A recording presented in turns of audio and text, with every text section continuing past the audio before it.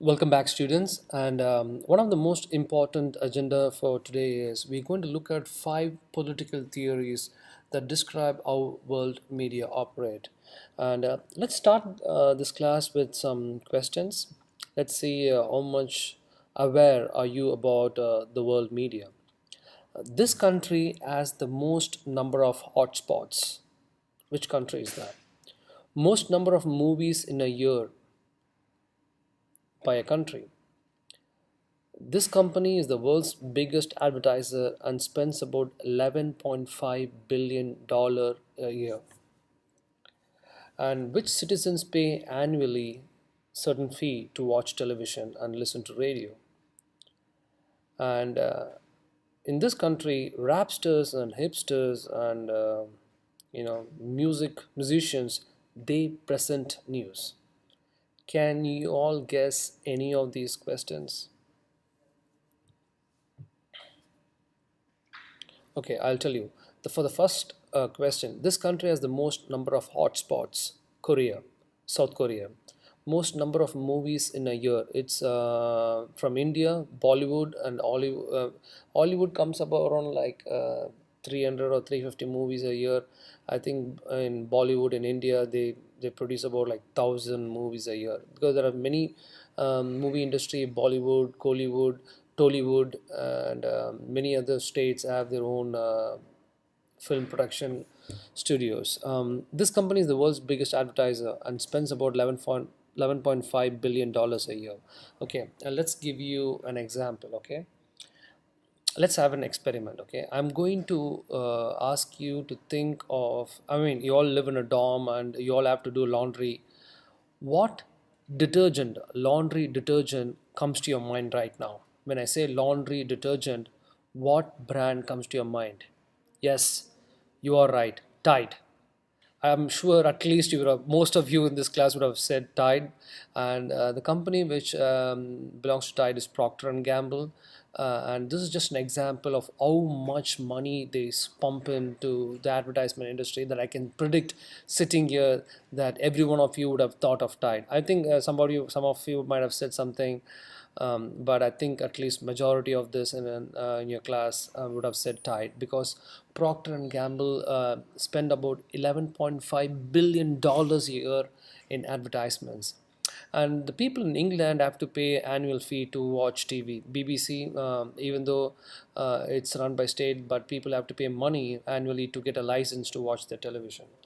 And people in Uganda, they are exposed to this music news where rapsters and hipsters present news because traditionally speaking news in Uganda is very difficult, but just to come around that rule saying the news cannot say anything bad about the government, but then if you're going to present your news as music, it doesn't fall under the category of news. So that's a nice way to come around that. And just watch this.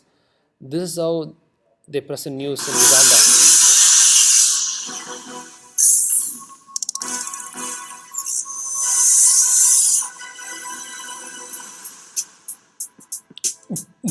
Greetings, ladies and gentlemen, boys and girls. This is the news feed presented to you by Ladies Like and Survivor. Follow the beat from the studio to the street. Info with the flow, keep you sharp and in the know. Sit back, relax, enjoy the news. Follow. Out there in Europe, there's a revolution. People in Ukraine took the world's attention. 80 people died fighting the oppression. Despite the government snipers and Russian insiders, without use of a gun, they sent President Yanukovych on the run.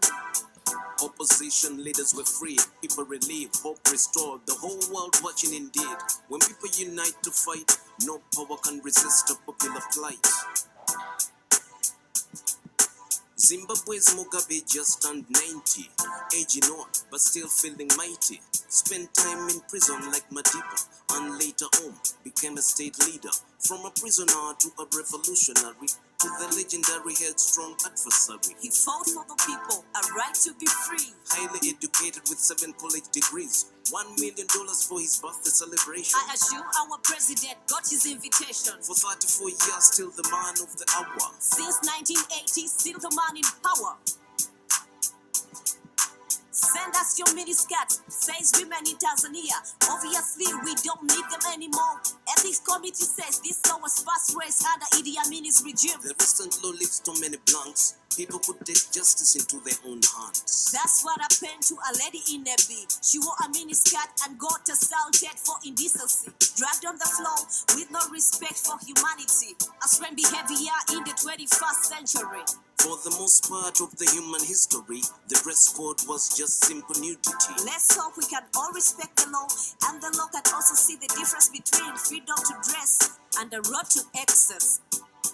What a brilliant idea, the East African community. Good for business, peace and prosperity. History shows that things work better when neighbors come and work together for the better. Like the Europeans who used to fight wars, and now it's open borders, open doors and shores. That's a good philosophy, but a true federation is still a fantasy. The East African community was Uganda, Kenya, Tanzania in 1967, Burundi and Rwanda in 2007. Joined the community in unity.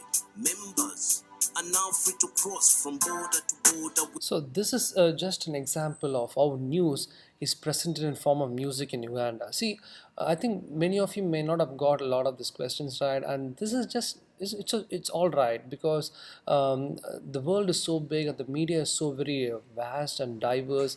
It's not possible for us to know everything that's happening around the world. But let's look at the five important political theories that describe how the media operates across the globe. The first one is called the Soviet theory. What it says is media under this regime where it's completely owned by the government, and for instance every copy that's being done there has to go through certain bureau of the government and make sure that everything is all right, and that the information is right, and that no information is present in such a way that that actually gives a negative image for the government. And some of the examples are Russia, Romania, Slovakia, and Czechoslovakia. They still have this kind of media in place where the mass media is owned by the government. So the role of journalists is nothing but they just have to support the leaders and they cannot question anything about the government. So there are no private media. It's all owned by the government. According to the Soviet theory, the media in these countries operate under these clauses and there are no private media at all. The second thing is the authoritarian theory. So we are discussing about the political theories that describe how world media operates, and according to the authoritarian theory, media can be either public or privately owned. So it can be owned by the government or it can be run by a private organization. And what happens is one of the important thing is if you're going to talk anything bad about the regime or the government, chances are it can be punished or even persecuted for challenging the authorities. And here, just like the Soviet theory, the journalists are puppets. They just have to be towing what the government says, and they cannot say anything that puts the government in a very poor image or poor light. And some of the examples were Adolf Hitler, Mussolini, and Uganda till 1990s. They had this kind of authoritarian theory where the media cannot operate independently, and they always have to support the initiative of the government. And presently, if you think, the media in Saudi Arabia, in China, North Korea, they still have this authoritarian theory where media can be privately owned or publicly owned, but then the journalists cannot act independent, but rather they just toe the line of the government agencies. And the third one is the libertarian theory. Again, the libertarian theory here, if you're in these countries, the media ownership is all private. The government doesn't own any media. What it says is that the society that provide media with unrestrained freedom, especially from government control, so that they are free to report on a variety of views. People will be exposed to content that is good and bad, and it's a free marketplace of ideas. The journalists can do whatever they want. They are free to express their opinions on any number of issues, and they can express themselves without fear or retribution by the authorities. and that is the essence of the libertarian theory. And some of the examples are Finland, Hungary, and Netherlands, where they have the libertarian theory, where the media is all privately owned and the journalists are free to expose whatever the content is. The main content is they will give you everything, they will give you the good and the bad. It's up to the audience to take what is right or wrong. Okay, so they are not going to tell you, oh, this is good and this is bad. They will tell you all the things, but it gives the ownership for the readers, so that they can analyze what is right and what is wrong. And that is the essence of the libertarian theory. And the fourth theory we're going to discuss is called the social responsibility theory, where the media can be either privately owned or owned by the government, or both. What happens is, according to this, what it says is media has obligations to serve for the citizens, and media has to give guidance for citizens to make informed decisions, because most of the things they think, this the previous thing, they think the people or the readers are intelligent or they can decide for their own. But according to the social responsibility theory, media should give some advice, what to do under certain circumstances, what to do with regard to this particular issue. So the media has to give not only an analysis but also a recommendation or a suggestion with regard to certain issues. And for instance, countries in France, Germany, and Japan, they have the social responsibility theory, where journalists have a lot more responsibility. They don't not only give their content, they not only question the government, they are free to express their views, but also they are also given a responsibility where they also need to guide the people on certain issues. That is very, very important for the public. And again, it can be, media can be either public or privately owned with social responsibility theory. And the last one is called the development theory. The development theory states that media in this country may be privately owned, but also it can be owned by the government. But what's the most important thing is, they will try to promote some social cause and economic goals, but the agenda is, ulterior motive is that they want to stay in power.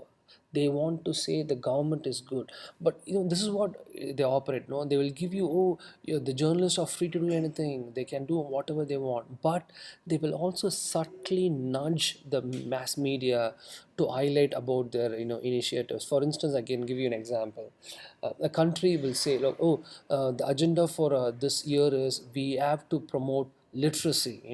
We have to aim for 100% literacy. And do you think that that's a good thing, right? But then ulterior agenda is that, in terms of, they're trying to promote a goal, but also they are trying to say our government wants everybody to be educated. At the same time, they also want to stay in power. So these are some of the subtle things that happens. They might say, like, for instance, China. Okay, what they did was, recently, they said, couple cannot have more than one kids. Okay, if you have more than one kid, they will cut your subsidies. For instance, your ration for the month, they will have some cuts in that. They will give you, you won't get a lot of benefits if you have more than one kids. So what happened was, many couples in China, they just have only one kid, because the fact is they want to control population, but also it's a kind of a financial goal as well, because they want to sustain in a long run, because they have very limited resources. So the government, it's a kind of a propaganda, but then they also made sure that they are doing this for the sake of the country, for utilizing their resources and all that. So these are some subtle ways when things operate, and that is called the development theory, where they will promote certain causes for economical and financial goals, but then actually they want to make sure that the government is safe and secure and they are in power. So these are the five important political theories that describe how world media operates. We discussed about the Soviet theory, how a journalist cannot write anything about it, but it's all owned by the government. We looked at the authoritarian theory, where it can be owned by the government, where media can be privately owned, but they cannot talk anything bad about the government. If they do, they will be prosecuted or arrested. And the third thing is we discussed is about the libertarian theory, where media are mostly more all privately owned, and the journalists are free to report on any issue. Their position is they can give their content in depth. They can talk about the good and bad, but the readers can decide what is good for them. But the social responsibility theory says the media can be owned by the private as well as public, but then a lot of duties are with the journalists. They are not only discuss about issues in detail, but also give some kind of recommendations and suggestions for people to take action. And the development theory says that no, the main aim of journalists, the main media is that it is mainly maybe privately owned, but also owned by the government. But they'll try to promote a national cause or economic or financial, but then they do it under the disguise of something good for the country, but the actual intention is for them to stay in power. So again, these are the five political theories that describe how world media operates. But this is my question for the class: what kind of media exist in the United States of America? We discussed these five important political theories. So what kind of media exist in America? And I also want you to justify how do you think this falls under this political theory. So that's your main agenda. So I hope you have some understanding with regard to how world media operates.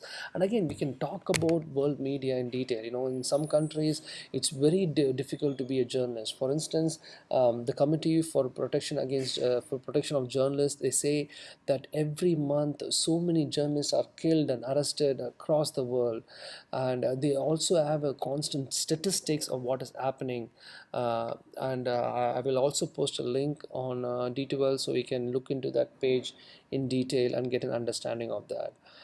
So that's about it for now. I hope you all enjoyed all my presentations. Wish you all the very best.